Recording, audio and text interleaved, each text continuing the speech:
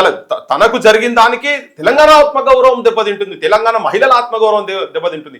1 కోటి మందిని తయారు చేస్తా అంటే 1 కోటి మంది ఏం చేయాలి? పోయి పొద్దులేసి పోలీస్ స్టేషన్లో పడాలా, వీళ్ళకి జైల్లో పడాలా? నువ్వు చేసే లిక్కర్ దందాలు రేపు పొద్దుగాల గ్రామాలలో బెల్ట్ షాప్ మొత్తం ఆడలు అన్నట్టుమంటావా? ఏంటిది నువ్వు ఇచ్చేది ఏంటిది? లేకపోతే పెత్తనం ఉన్నటువంటి తండ్రిని మానసికంగా సర్వనాశనం చేసి సావుకు దగ్గరికి కాటికి కాలు చాపే వయసులో ఆయన ఇంకా పాడల కాడికి పంపించి ఆయన మొత్తం బొందబెట్టే కాడికి కాలబెట్టే కాడికి తీసుకుపోయాడు. అటువంటి సంస్కారం నేర్చుకోవాలా మా ఆడపిల్లలు, తెలంగాణ ఆడబిడ్డలంతా నిన్ను ఆదర్శంగా చూసి చేసుకోవాలా? నాకైతే అనిపించింది ఆ భాష చూస్తుంటే ఆ తిహార్ జైళ్ళల్లో ఈమెకు ఏమన్నా ఏంది ఇంటర్నేషనల్ డ్రగ్ మాఫియాతోనే ఉన్న దోస్తానయ్యి ఈ లైన్ పట్టిందా ఏంది అర్థమైతే లేదు. ఆ యూనివర్సిటీ పిల్లలు వాళ్ళు వీళ్ళ ఎంబడబడుతు అంటే ఆ భాష వాళ్ళు ఎట్లా మాట్లాడుతున్నారు వాళ్ళు? తప్పదు మొత్తం అగ్గిరవ్వదు ఏంది భాష? అగ్గిరవ్వ ఏంటి? దేనికైతే తల్లి ఏంది అసలు? నీకు నువ్వు ఏమనుకుంటున్నావు? ఇద్దరు మాఫియా డాన్ కాదు, లేదా సమాజాన్ని ఉద్ధరించే శక్తి అని ఉండాలి. ఎవరు దీనికి ఈ సెక్షన్స్ గురించి ఇప్పుడు చాలా మంది చుక్కరామయ్య గారు కూడా మాట్లాడతారు, నాగేశ్వర్ గారు మాట్లాడతారు, చాలా మంది ఫార్వర్డ్ కాస్ట్ కి సంబంధించినటువంటి వాళ్ళు కూడా బీసీ అంశాలు మాట్లాడతారు. వాళ్ళ వైఖరి ఫస్ట్ నుంచి అట్లనే ఉన్నది కాబట్టినే ఇలా సమాజంలో కూడా కొంత అటు ఇటు యాక్సెప్టెన్స్ ఉన్నది. ఇలా నువ్వు ఓవర్ నైట్ ఉండి నీకు అధికారం లేదు, ఈ అంశం ముందు పడుతున్నది కాబట్టి అది కూడా ఏంటిది ఏమైనా ఒక ఆర్డినెన్స్ తో అయ్యేది లేదు, సచ్చేది లేదు. 42% రిజర్వేషన్ 100% అది కొట్టుడు పోతుంది, కోర్టులలో ఆగుతుంది అని క్లియర్ తెలిసిన తర్వాత నువ్వు ఉత్సవాలు చేసుకొని జనంని సైడ్ ట్రాక్ చేసి అంటే కాంగ్రెస్ వాళ్ళకి పనిచేస్తున్నావు. ఇప్పుడు నీ ఇంట్లో ఆల్రెడీ పంచాయతీ ఉన్నది, నీ ఇంట్లో నుంచి సపోర్ట్ ఎట్లాగూ లేదు. వాళ్ళు బయటికి వచ్చి ఏం చెప్పాలరో నాయన అని కడుకున్నది. వాళ్ళది కూడా అదేం పార్టీ నాకు అర్థం కాదు, దరిద్రం పార్టీ. ఇప్పుడు అంతకు ముందు ఉట్టిగా ఎవరన్నా కేసీఆర్ దిక్కు కళ్ళెర్ర చూస్తే వాడిని పార్టీలకి సస్పెండ్ చేశారు కదా, మరి నీ బిడ్డ అని చెప్పి కూర్చోబెడుతున్నావా? లేకపోతే మీరు దీని వెనకాల ఉన్నారా? అసలు ఏంటిది ఇదంతా? అసలు ఈమె బయటికి వచ్చి ఈమెకు కూడా వాళ్ళు ఎవరు ట్వీట్ చేయడం కానీ ఇంకోటి కానీ ఏం లేదు కదా. ఇప్పుడు ఆమెకు అవమానం జరిగిందంటే వాళ్ళు కూడా మరి ఆడబిడ్డని ఇట్లా అంటారా అని మాట్లాడాలి కదా. ఇప్పుడు ఆ మాటకు సపోజ్ అనుకున్నాం అనుకో, మరి కేటీఆర్ పోలీసు వాళ్ళని పట్టుకొని, తెలంగాణ పోలీసు వాళ్ళని కావచ్చు, ఏ పోలీసు వాళ్ళైనా ఆడోళ్ళని పట్టుకొని ఎల్లు ఎమ్ములు ఇవన్నీ ఎన్ని భాషలు మాట్లాడి హరీష్ కూడా మాట్లాడి, హరీష్ తెలంగాణ పోలీసు వాళ్ళ మీద కూడా మాట్లాడింది కదా. మరి అన్నాడు రాలేదా కేసీఆర్ అన్నాడు. ఇప్పుడు కిషన్ రెడ్డి సెంట్రల్ మినిస్టర్ ఆయన పట్టుకొని ఆయన కూడా గట్లనే అంటే ఈ బూత్ సంస్కృతి అనేది దీన్ని వీళ్ళు మాట్లాడుకుంటా ఇది ఎవరు మాట్లాడినా కానీ తప్పే, వాళ్ళు కూడా అట్లే మాట్లాడారు. మరి ఆనాడు ఎక్కడ పోయినావు అమ్మా నువ్వు? ఇలా కొత్తగా వచ్చి కొత్త బిచ్చగాడ పొద్దెరగడ అన్నట్టు నువ్వు ఇలా బయటికి వచ్చేసి ఏదో జరిగిపోయింది, తెలంగాణ మహిళలకు ఏందో అన్యాయం జరిగిపోయింది, మోసం జరిగిపోయింది, ఆత్మగౌరవ సమస్య అంటే ఎన్నడు నువ్వు నడి రోడ్డు మీద యూనివర్సిటీ పిల్లలను షిగలు పట్టుకొని లట్లతో కొట్టుకుంటా రక్తాలు వెళ్తుంటే తలకాయలు వలగొట్టట్టు కొడుతుంటే కూడా ఆత్మహత్యలు, నిరుద్యోగుల ఆత్మహత్యలు చేసుకుంటుంటాడు. ఒక్కనాడన్నా ఎవరింటికి పోయి నువ్వు మాట్లాడినావు కవిత?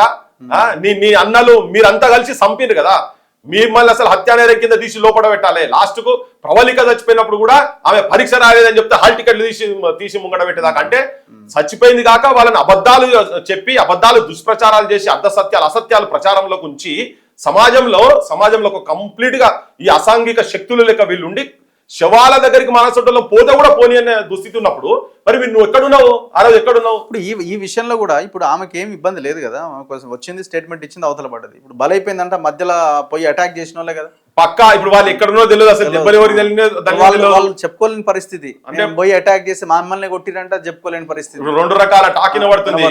అంటే దాడి చేసిన వాళ్ళే ఉల్టా రివర్స్ దెబ్బలు తిని పోయినరు. ఎందుకంటే అది ముందు రోజే రాత్రి లీక్ అయిపోయింది, ఆడేదో వీళ్ళు ఉన్నారని తెలుస్తున్నది. ఏది ఏమైనా అల్టిమేట్ గా ఏంటంటే ఆ ఇన్సిడెంట్ చూసినప్పుడు మాత్రం నువ్వు మొత్తం ర్యాన్సాక్ చేస్తున్నారు, అవన్నీ మిషనరీస్ తీసి కింద బల్ల కొట్టుడు. అరే నువ్వు ఆయన మాట్లాడిన దాన్ని తప్పు అని నువ్వు బయటకు వచ్చి నువ్వే ఒక 10 మంది ఆడవాళ్ళని కనుక కూర్చోబెట్టుకొని చేసి నువ్వు నా మనోభావాలు ఇట్లా దెబ్బతిన్నాయి, నాకు మంచిగా అనిపించలేదు, నాకు బాధ అనిపించింది అని చెప్పని నువ్వు బయటికి వచ్చి నువ్వు కనుక చెప్పేది ఉంటే అది వేరే విధంగా ఉంటది. ఇప్పుడు ఈయన కూడా సేమ్ అట్లనే మాట్లాడుతుండు, తన కూడా ఇదే మాట్లాడుతుంది. సమాజం అసలు ఏంది ఇది కదా, సమాజం కూడా అందరు అర్థం చేసుకోవాలి. ఈ గాలిలో పడి కొట్టుకపోయి ఆ రిజర్వేషన్ సంబంధించినటువంటి అంశాలను వాటిని పక్కకు పడేసేటువంటి యత్నం తతంగం జరుగుతున్నది. ఈ 42% వీళ్ళు ఇచ్చేది కాదు. వీళ్ళు ఇప్పుడు చాలా మంది బీసీ సంఘాలలో చాలా మంది వచ్చి ముఖ్యమంత్రి కూడా దండలేసుడు ఇవన్నీ నడుస్తూనే ఉన్నాయి. సో ఇవన్నీ కూడా అసలు అంతా ఇదే మొత్తం అసలు జరిగేదంతా పెద్ద డ్రామా జరుగుతుంది. అందులో వీళ్ళది ఒక పేద 70mm సినిమా అయిపోయింది. ఇప్పుడు ఎటు చూసినా గానీ ఈ అంశం ఈ 42% రిజర్వేషన్ అనే సంబంధించినటువంటి అంశం మీద యావత్ తెలంగాణలో ఇంటిల్లిపాదు జరగాల్సిన చర్చ కాస్త ఇప్పుడు వీళ్ళు ఇది వచ్చే వరకు ఈ ఇద్దరి మధ్యలో పంచాయతీ కాడికి పోయింది. అయినా సభ్య సమాజం ఎవరు కూడా ఎవరినైనా కానీ ఏమున్నా కానీ మనం దీనికి ఒక పద్ధతి, ఒక సిద్ధాంతం, ఒక ఎట్లా గవర్నెన్స్ ఎట్లా నడవాలనేది ఒకటి పెట్టుకున్నాం కదా. పెట్టుకున్నప్పుడు దాని ప్రకారంగా పోవాలి. ఇప్పుడు సామాన్యునికి ఇప్పుడు అట్లా కొట్టుకుంటూ పోతాను అనుకో, రేపు ఓనుకో తలకాయ తిరుగుతుంది. ఇటన్నా చేయొచ్చు అటన్నా చేయొచ్చు కదా, ఎటుపోతుంది ఎండేటు దీనికి ఎండేటు.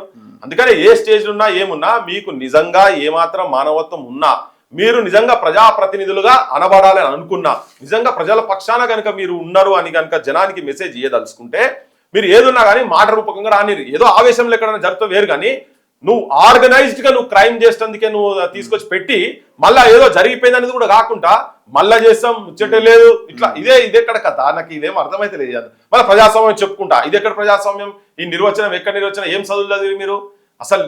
నువ్వు ఇక్కడికి వచ్చి ఎంతో మంది హక్కులను కాల రాసుకుంటా ఒక గుండాల లెక్క నిజంగా కూడా ఒక మాఫియా భాష మాట్లాడుతున్నారు చూసినావా, ఆ మాఫియా భాష బంద్ చేయాలి, బూతులు కూడా బంద్ చేయాల్సిన అవసరం ఉన్నది ఇరు వర్గాలు. ఎనీవే ఇంతకీ 42% రిజర్వేషన్ అమలు కాదని అనుకుంటున్నారా మీరు? పక్కా కాదు. ఎందుకంటే 285A మేము యాక్ట్ లోంచి తీసేస్తున్నాం, సో 50% అది మేము తీసేస్తున్నాం.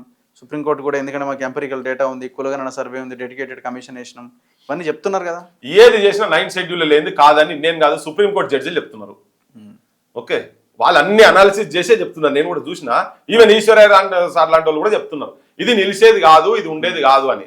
అందుకే కదా అప్పుడు ఈమె పోయి దాదాపు నేను అనుకుంటా 1.5 months పోయి కూర్చొని జయలలిత పోయి అక్కడ కూర్చొని చేసి అది అయ్యేదాకా ఇడికి రాలే ఆ టైంలో.